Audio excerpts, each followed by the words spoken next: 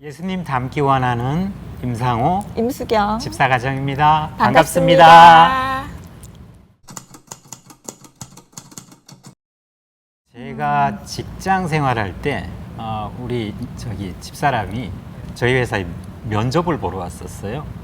그래서 회사에서 만났어요. 회사에서 만나가지고 사내 연애를 했었죠. 몰래 사내 연애를 하고 결혼을 하게 돼가지고 이제 그때는 세상 사람들 다 결혼하듯이 결혼하고 세상 사람들 자녀 낳듯이 자녀 낳고 그렇게 사는 게 이제 평범하게 사는 게 뭐 당연하다고 생각을 하고 그때는 이제 어떤 삶을 살아야 된다 이런 계획이 없이 그냥 결혼해서 살았던 것 같아요. 그러니까 세상적으로 옆에 있었고 때가 됐으니까 그냥 결혼하고 주변에서 이제 결혼 네. 언제 할 거냐 뭐 이렇게 얘기를 하니까 그래서 순조롭게 모든 게 결혼해서 아이 낳기까지는 모든 일이 다 그냥 평범하게 그렇게 이제 저희 장모님이 들어갔었죠. 조금 반대를 하셨어요.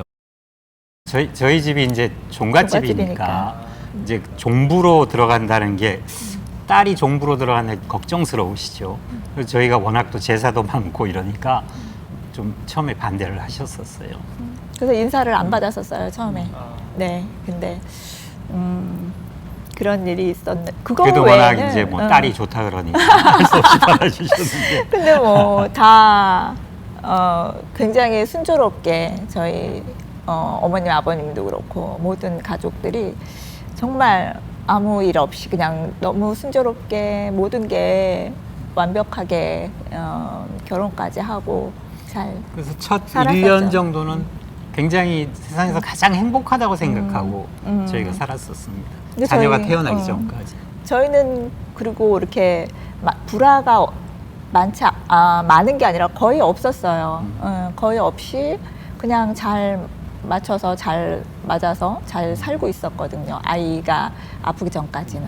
네. 그리고 이제 그 저희가 결혼해서 또 첫 아들을 놓고 종갓집에서 굉장히 저희 부모님들이 보기에는 이 사람이 고맙고 기쁘고 이랬었죠. 예. 그래서 이제 저희가 결혼을 해가지고 첫 아들을 놓고 이제 100일 전까지는 뭐 너무 행복했죠. 행복하게 살았었는데 어느 날 집사람이 그 얘기를 하더라고요. 아이가 좀 이상하다고. 그래서 대부분 어른들이 그러시듯이 좀 지나면 괜찮을 거야. 이랬는데 이 사람이 이제 이상하다고 병원에 좀 가봐야겠다고 이러면서 서울대학병원을 이제 가서 거기서 알게 이제 됐죠. 좀 안 좋은 소식을 듣게 됐죠. 예. 이제 응급실로 들어가게 됐어요, 아이가. 근데 거기서 이제 응급으로 이제 모든 검사를 하고 그러고 나서 이제 의사를 만나서 의사가 하는 얘기가 4개월 된 아이를 이제 눕혀놓은 상태인데 저한테 이제 이 아이는 정상으로 자랄 수 없을 거라고 예후가 굉장히 안 좋고 정상으로 자랄지 안 자랄지 뭐 어느 정도 자랄지 그거는 장담할 수 없다고 그런 얘기를 했었어요. 근데 그때는 첫 아이였고 뭐 저도 어렸고 그러니까 처음 경험이고 그런 일이 주변에 있는 걸 들어본 적도 없고 본 적도 없고 너무너무 무슨 말인지 한국말인데도 알아들을 수가 없었고 너무 힘든 시간이었죠.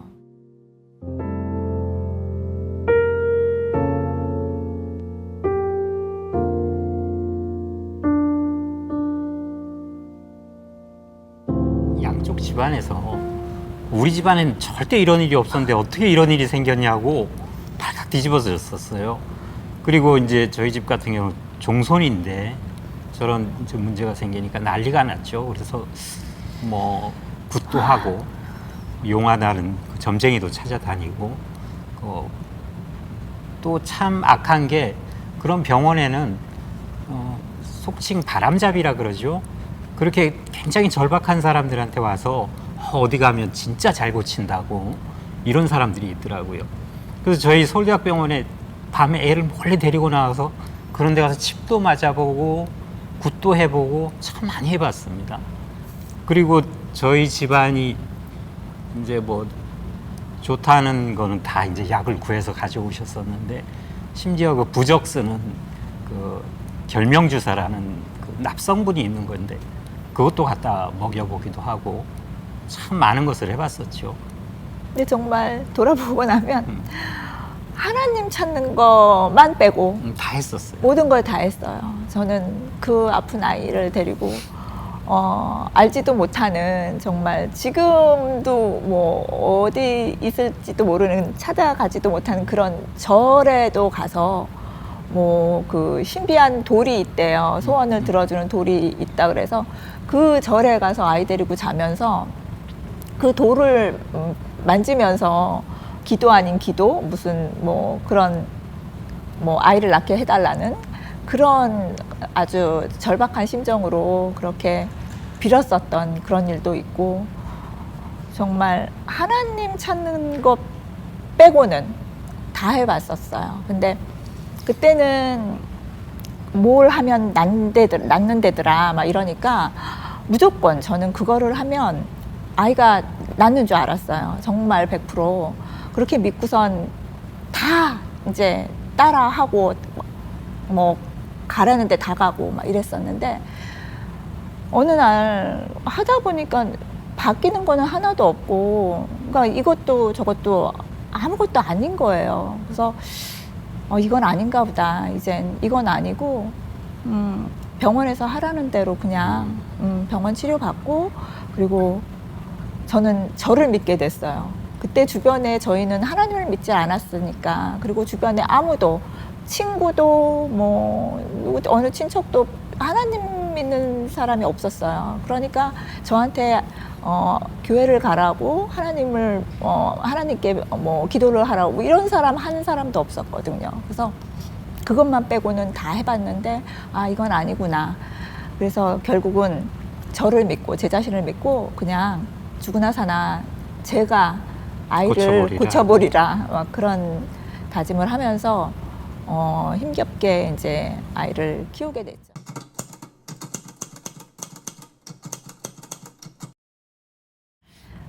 아이가 이제 조금씩 나이는 이제 먹어가니까. 근데 지내다 보는데 어느 날 아이하고 저밖에 없으니까 낮에는. 근데 너무 아이가 안쓰러운 거예요. 친구도 하나도 없고 나이는 이제 먹어가는데. 그래서 그때부터 동생을 제가 생각을 하게 됐어요. 이 아이를 위해서는 동생이 필요하겠다. 동생이 친구가 돼줄 수도 있고. 그래서 동생이 필요할 것 같아서 저는 동생을 계획을 했는데, 남편 생각하고는 너무 달랐어요. 남편은 저는 그 당시에 동생이 태어나면 큰애가 천덕꾸러기가 될 것 같더라고요. 그 사랑이 이렇게 옮겨갈 것 같더라고요. 그래서 처음에 그거를 반대를 했었는데, 동생이 태어나니까 또 다른 사랑이 하나 생기더라고요. 사랑이 이렇게 나눠지는 게 아니고. 아이를 낳았어요. 그래서 그 아이를 낳는데 건강한 딸아이를 낳는데 거기에 대한 기쁨은 굉장히 컸는데, 저는 정말 이 아이를 가졌을 때 100% 이 아이를 생각하지 않았어요.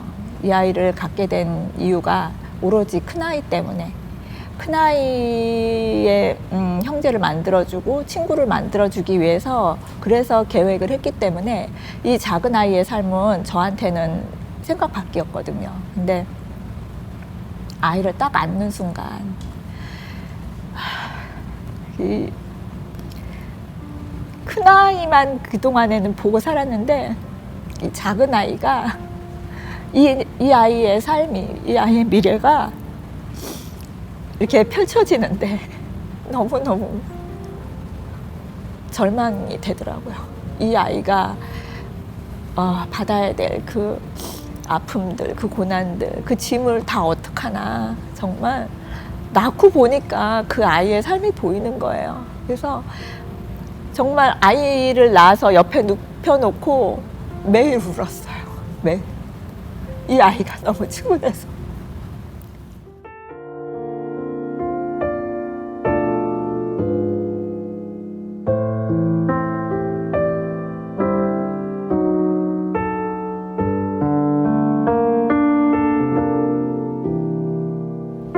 그러면서 이제 도저히 그 한국이라는 나라가 살 수 없는 나라가 되더라고. 저는 너무너무 싫었어요.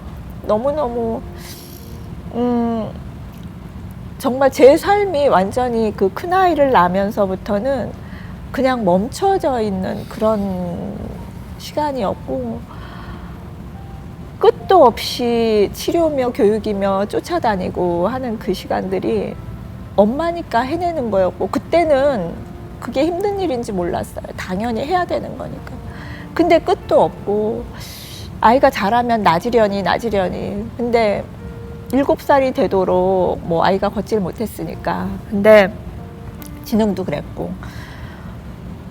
근데 이제 학교 갈 나이가 되잖아요. 학교 갈 나이가 돼서 한 해는 미루고, 근데 이제 그 다음에 이제 학교를 보내야 되는데 자신이 없는 거예요. 일반 학교는 보낼 수 없고, 이제 장애인 학교를 찾아서, 맞는 학교를 찾아서 보내야 되는데 자신이 없어요.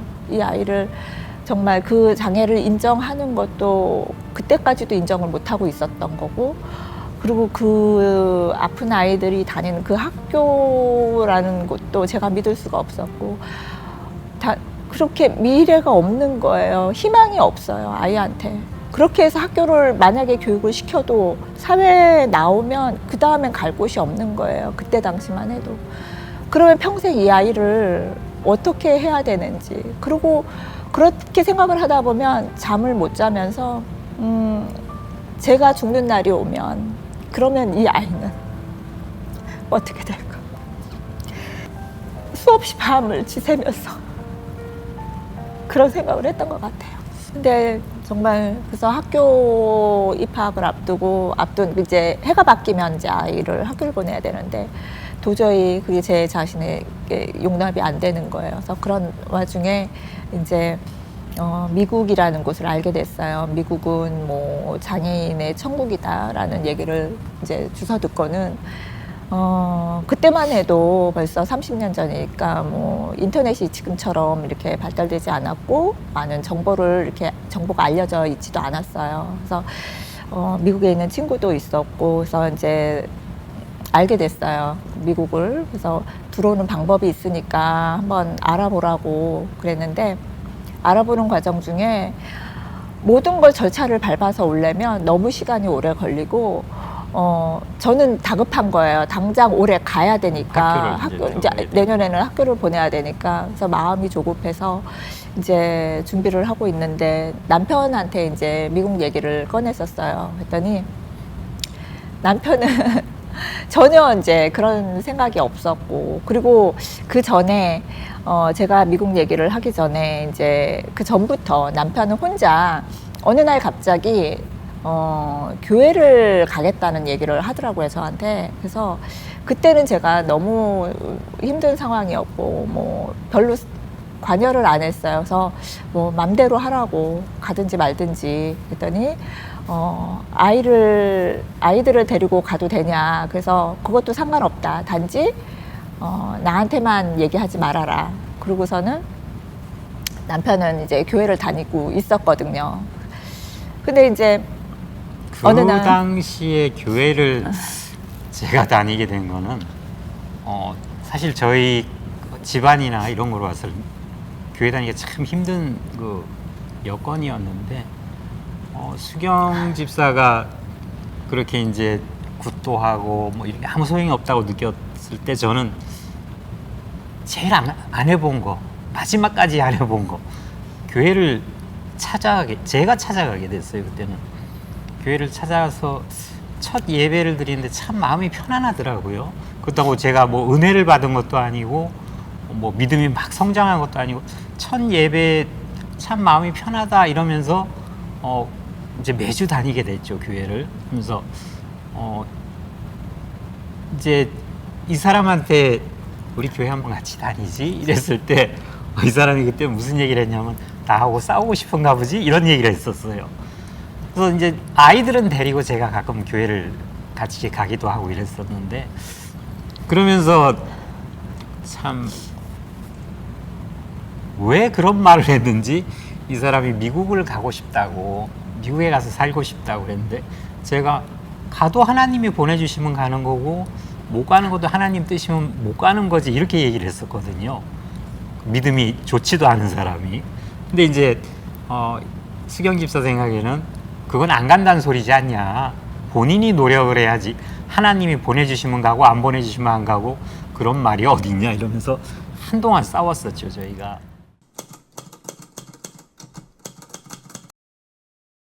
사실 말은 아이들 가 있고 이 사람 가 있을 생활비를 보내준다 그래서 이제 우리 기러기 가족이라 그러잖아요. 그렇게 얘기를 해놓고도 마음은 편하지 않았죠. 마음은 편하지 않고 지금 생각해 보면 그런 여건을 다 갈 수 있게끔 이렇게 몰아가신 게 하나님인 것 같아요. 그 비즈니스 문제도 그렇고 그로 인해서 이제 부모님하고 사이도 저하고 좀 틀어지게 되고 이러면서 같이 가야겠다 이런 마음이 들더라고요. 그래서 저희가 그때 좀 고층 아파트에 살았었는데 곤돌라로 짐을 내리면 밑에서 친척들이 다 가지고 나눠서 가고 저희는 이민 가방 딱 4개 들고 그러고 왔죠. 근데 그때 당시에 정말 제가 너무 힘든 상태여서 아픈 엄마를 바라봐야 됐고 아이 치료를 다녀야 됐고 그때는 또 작은 아이까지 있었으니까 같이 데리고 다니면서 이제 치료를 다녀야 됐었고 지금 생각하면 매일 너무너무 그러니까 그게 아마 제가 우울증이었던 것 같아요. 뭐 산후 우울증도 겪어보긴 했지만 항상 아이로 인해서 우울증이 좀 있었는데 말을 안 하더라고요, 그때 당시에는 정말 생각하는 것도 그렇고 말하는 것도 그렇고 모든 게 다 이렇게 저를 이렇게 어디에 이렇게 가둬놨던 뭐 그런 때였던 것 같아요. 저도 저를 잘 몰랐던 너무너무 힘들고 마음적으로 어떻게 표현이 안 돼요. 그러니까 잠을 못 자고 아이는 포기를 못하고 나는 미국을 가야 되는데 친정엄마는 아프고 그리고 그 아픈 게 그냥 아픈 게 아니라 이제 돌아가실 날을 기다리시는 거잖아요. 근데 그게 제가 딸인데 외동딸이고 맞이고 근데 엄마는 아파서 누워 있는데 내 아이가 포기가 안 되면서 엄마가 돌아가실 날을 기다리고 있는 제 자신이 어떻겠어요. 나는 정말 생각하기도 싫었었어. 그때는